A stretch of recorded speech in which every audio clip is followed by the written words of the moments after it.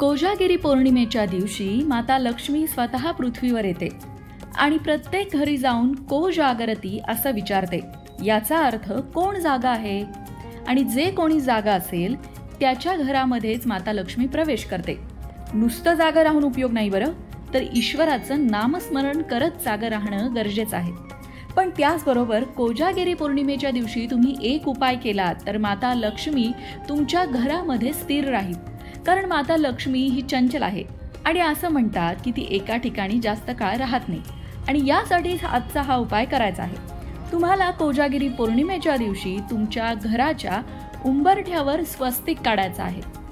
असा स्वस्तिक काढल्यामुळे माता लक्ष्मी तुमच्या घरात प्रवेश तर करेलच, पण ती तुमच्या घरात स्थिर राहील असं सांगितलं जातं.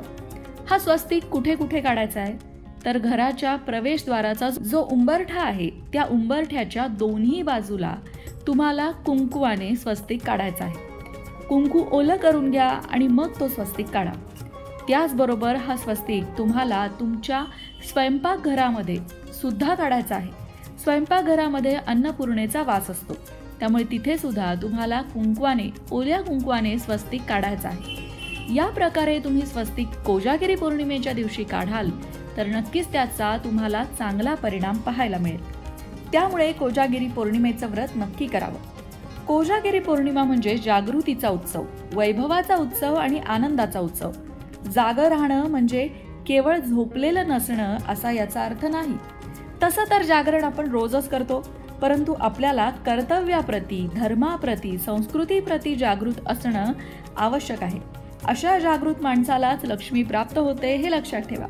आळशी, झोपाळू माणसापासून माता लक्ष्मी दूर जाते हे सांगण्याचा त्यामागचा हेतू आहे. कोजागिरी पौर्णिमेला चंद्र 16 कलांनी फुललेला असतो. ज्योतिषशास्त्राच्या दृष्टीने त्या दिवशी चंद्र पृथ्वीच्या सगळ्यात जास्त जवळ असतो. संपूर्ण वर्षापेक्षा त्या दिवसाचा चंद्र सगळ्यात मोठा वाटतो. चातुर्मासात मेघ भरलेले असल्यामुळे चंद्रदर्शन होत नाही, त्यामुळे पाऊस गेल्यानंतरच्या निरभ्र आकाशात चंद्र अधिकच आकर्षक वाटतो. तेव्हा या कोजागिरी पौर्णिमेला तुम्ही स्वस्तिकाचा हा उपाय नक्कीच करून बघा. त्याचबरोबर लक्ष्मीपूजनही करा. कुंकुमार्चन पूजा माता लक्ष्मीच्या मूर्तीवर किंवा फोटोवर कोजागिरी पौर्णिमेच्या दिवशी करणं सुद्धा लाभदायक ठरतं. कोजागिरी पौर्णिमेच्या दिवशी महालक्ष्मी अष्टकाचा 11 वेळा पाठ सुद्धा करावा. या उपायांनी नक्कीच माता लक्ष्मीची कृपा आपल्यावर होईल, यात काही शंकाच नाही. कोजागिरी पौर्णिमा म्हणजे नक्की काय? शरद ऋतूतील अश्विन महिना, अश्विन महिन्यातील अश्विन पौर्णिमा म्हणजे कोजागिरी पौर्णिमा किंवा शरद पौर्णिमा. या पौर्णिमेला अजूनही बरीच नावं आहेत. बंगाली लोक याला लोक्खी पूजो म्हणतात, तर कुणी याला कौमुदी पौर्णिमा देखील म्हणतात. अनेक भागात ही नवरात्र पौर्णिमा म्हणून साजरी करतात. कोजागिरी म्हणजेच को जागरती, आणि को जागरती म्हणजेच कोण जागा आहे, कोण जागृत आहे असं विचारत माता लक्ष्मी देवी त्या दिवशी सर्वत्र फिरत असते असं म्हणतात. नवरात्रीनंतर येणारी ही पौर्णिमा, शेतीची कामंही अर्ध्यावर झालेली, शेतातील पिकं वाऱ्यावर डोलू लागलेली, 4 महिन्यांचा पावसाळाही संपत आलेला, काही भागात नवीन पिकं हाताशी सुद्धा आलेली, असं वातावरण सर्वत्र असतं. या दिवशी प्रत्येक कुटुंबातील ज्येष्ठ अपत्याला ओवाळून त्याची किंवा तिची अश्विनी साजरी करतात. रात्री उशिरापर्यंत गप्पा गोष्टी करत, रास आणि गरबा खेळत, आठवणीतली गाणी गात सर्वजण जागरण करतात. दूध आटवून सुकामेवा घालून लक्ष्मी मातेला त्याचा नैवेद्य दाखवतात आणि ते मसाला दूध सर्वजण प्राशन करतात. चंद्र आपल्या सौम्य प्रकाशात संपूर्ण पृथ्वीला न्हाऊ घालत असतो. कोजागिरी पौर्णिमेसंदर्भात अनेक वेगवेगळ्या कथा सांगितल्या जातात. त्यापैकी एक कथा अशी सांगितली जाते की एकदा एक राजा आपलं सगळंच वैभव आणि संपत्ती गमावून बसतो.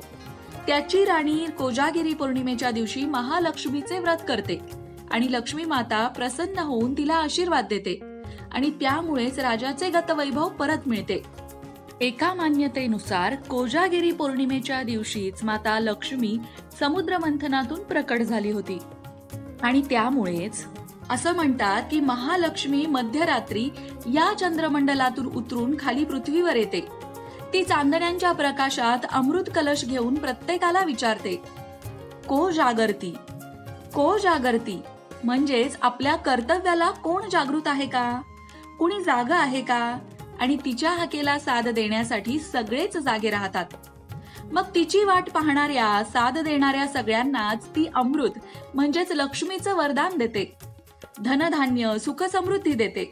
शरद ऋतूमध्ये हवामानातही बरेच बदल घडून येतात. ऋतू बदलाचा तो काळ असतो. दिवसा गरम आणि रात्री थंडी पडते. कोजागिरीचं शीतल चांदणं अंगावर घेतलं की मनःशांती, मनःशक्ती आणि उत्तम आरोग्याचा लाभ होतो. अशाच प्रकारच्या माहितीपूर्ण व्हिडिओंसाठी लोकमत भक्ती चॅनलला सबस्क्राईब करा आणि बेल आयकॉनवर सुद्धा क्लिक करा, म्हणजे आमच्या नवनवीन व्हिडिओचं नोटिफिकेशन तुम्हाला मिळत राहील. तसंच योग्य आध्यात्मिक मार्गदर्शनासाठी लोकमत भक्तीच्या फेसबुक पेजला फॉलो करायला विसरू नका.